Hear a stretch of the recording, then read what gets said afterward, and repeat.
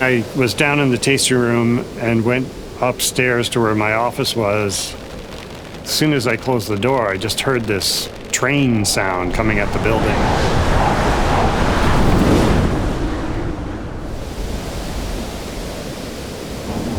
Opened the door that I'd just come in, and there's no roof. I'm starting to go numb and grab the dog, and we head back to the office, and I look out the window and the beer garden is gone. I get a picture on my phone from Rob, and it's our brewery with no roof, and it was just devastating. I mean, I just kind of didn't know what to think. I just kind of broke down. Seeing that and realizing that there had been so many people in here at the time, it was unbelievable that nobody had been seriously hurt.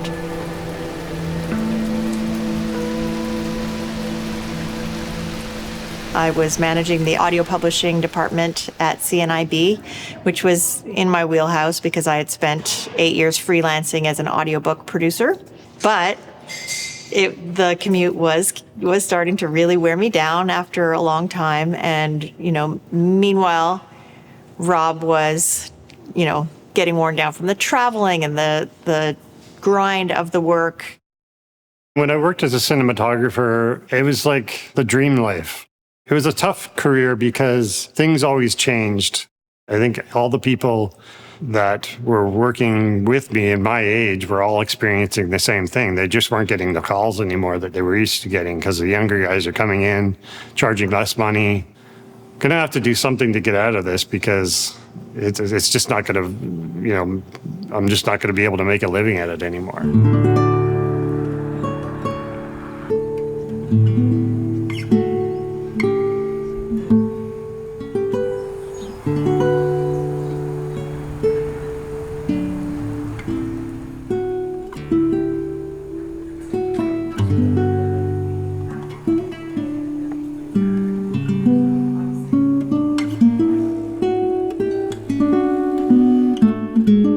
Was a big part of our lives.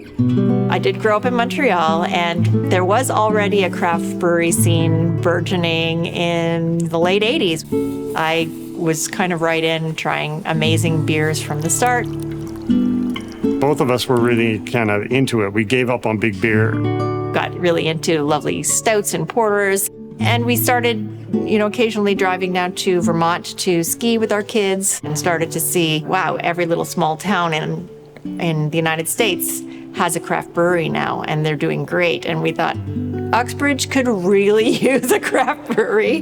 And Joanne literally just said that to me when I was sitting on the couch. And I was like, yeah, that would be great. It was a bit of a joke, but when I started looking into it, this actually could work, and it was just that kind of, it just literally snowballed. The biggest roadblock was money. So we were set up with a Canada Small Business Financing loan on the condition that we were able to pull together more financing. So we had to match the loan. With the Uxbridge being such a small town and a tight-knit community, we figured the best way to reach people would be through the local papers. We had written a press release for our local paper saying the Second Wedge is looking for local investors. So it was a bit of a crapshoot. However, we got a lot of interest. And then we ended up with 3 offers, and we were able to choose the one that was best for us. So our partners who are on board now say, well, there's this building over here. We weren't sure that it was doable. And so they said, well, let us look at it. And we all came over and said, this building would be perfect. It was pretty run down. It'll work, but this is going to take a lot of work. Because I worked on a renovation show, I knew a lot of construction people, and some of them became my friends. And they came and lived at our house, during the week. And we had dinner together every night, and they put out cushions on the floor kind of thing to sleep on. And then they just, did this giant project. I lost 30 pounds, and my muscles just ached every day. I was breaking concrete, digging down 4 feet to get to the main drain. Just having people we know build it made it more personal and more like it was our project, it was our baby kind of thing.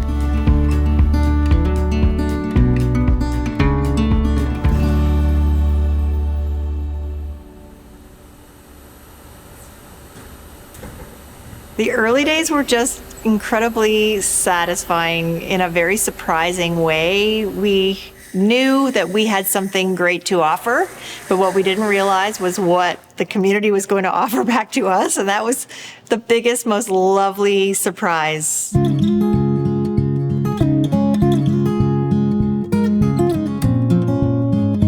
We really didn't realize that this was going to be the community gathering space that it turned out to be. A lot of it happened because we started learning more about Uxbridge. There was so much going on that we didn't realize was there and so rich. The music scene was so vibrant, and we were just, all we had to do was go, oh, hey, would you like to come play? And then suddenly, boom, we were like tapped in. And then we started connecting with artists and the community, and every 6 weeks we're changing new art.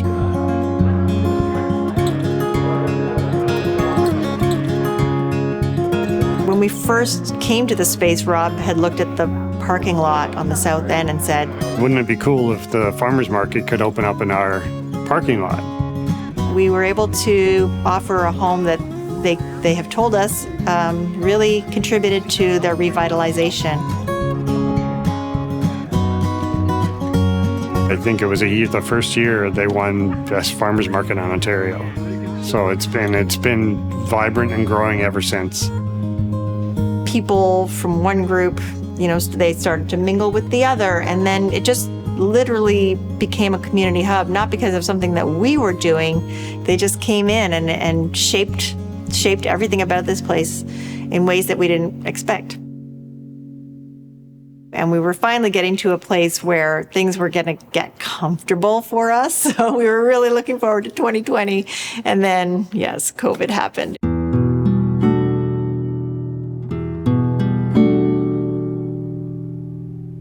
COVID hit, and it hit us hard. It was like a numbing experience that you just didn't know where things were going to go. Yeah, we went from feeling really confident about what was to come to suddenly everything kind of screeching to a halt. We came back to the idea of community again, and we quickly set up an online store. We created something that one of our customers called the beer slide, where we slid them down the conveyor belt to the cars that drove up. It was kind of hilarious. We wanted to keep the music community thing going, so we created Behind the Glass. We did a number of shows like that were free for people. They could just log in, and it became a lot of fun. I think, it really did show us how well we worked together as a couple, because for those few weeks when none of the staff were here, they were all on layoff, we just kind of rolled with it. We had a sense of humor about it. I don't think we've ever laughed so much in that sort of maniacal, anxiety just riddled way, but it was a good preparation for what was to come, maybe. During COVID, Rob was diagnosed with prostate cancer. The numbers were pretty high, so they're like, you need to have surgery right away or radiation. You got to make a decision. So we decided to do the surgery. And we were like, okay, let's hope that does the trick. And then boom, this tornado happens.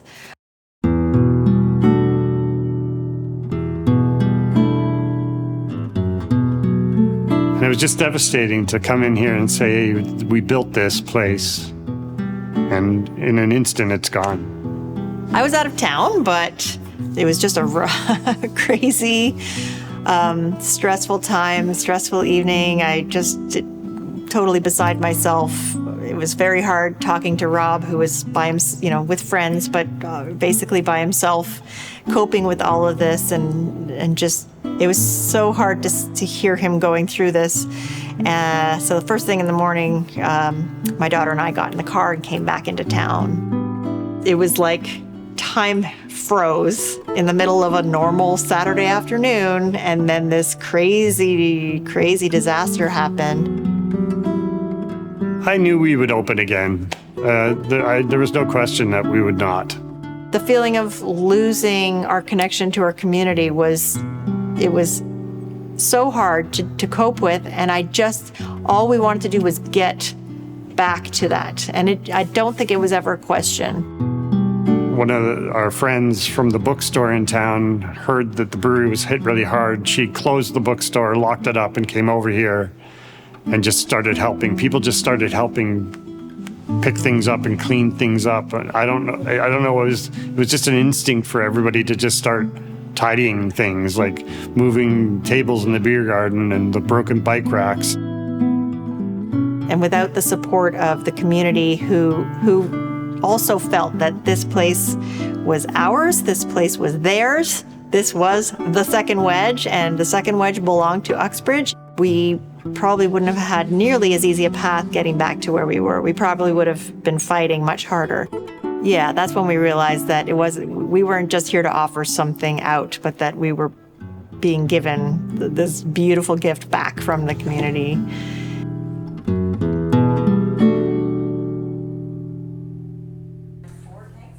When we realized that we could rebuild, we did have an opportunity to build it in any way we wanted because it was completely gutted. But what did we do? We mostly made it look exactly the same because we really wanted it to feel, when you walked in, that you were still in that place that you knew and loved.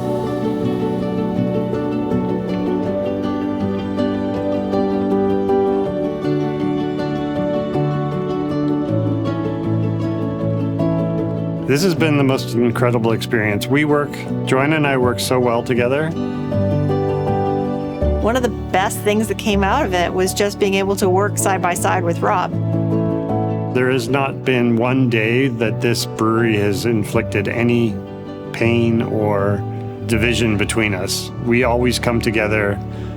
I love my husband a whole lot, and I think our relationship is getting stronger through all of this, so that really does pull you through your darkest moments. We have an amazing relationship, and I totally respect her as the talent that she has to run this business. I think we do a very good job of helping each other out of the rough spots and remembering what it is that we're doing is what we love, and remembering that feeling of joy that we get being here every day, and what we've built means something to people. That kind of gets you out of a lot of dark spots. I think it's just the passion we have for this place and what it gives back to us. I don't want to give it up. So whatever I'm going through personally, you just have to deal with it and just continue on, because I want to keep doing this. I don't want to give up on this. I love being a community touch point, and I couldn't imagine being on the periphery. I love to be in the thick of it, and I love the people. It's so rewarding. Somehow or other, we've landed in this beautiful space, and it's exactly what I need to, make my heart full of joy. It's exactly it. Gosh, yeah, it is wonderful to see so many different parts of the community come for different reasons. You see all these people coming to the market. They'll come in here, and it just creates this very lively day. For the next 5 years, I want to grow this and hit the numbers that we wanted to be back then, when we were really, everything shut us down. This summer, we're so excited to be adding a kitchen. Steve is an amazing chef, so it's going to be interesting and fun to now not just serve food and serve beer, but to bring them together, and what does it mean to have a beer and his food. When Joanne said, let's open a brewery, and I'm like, yeah, literally from that day, the passion has not gone away. It hasn't changed. Getting to know the cyclists, getting to know the artist community and the music community. And there's just so many little subcultures, but they're all tied together. It was a lovely surprise. It's been so overwhelmingly positive, even through all the negative stuff that's happened that had nothing to do with the brewery. It's been so positive to run and engage with people in this place. Like, it's the best thing I've ever done.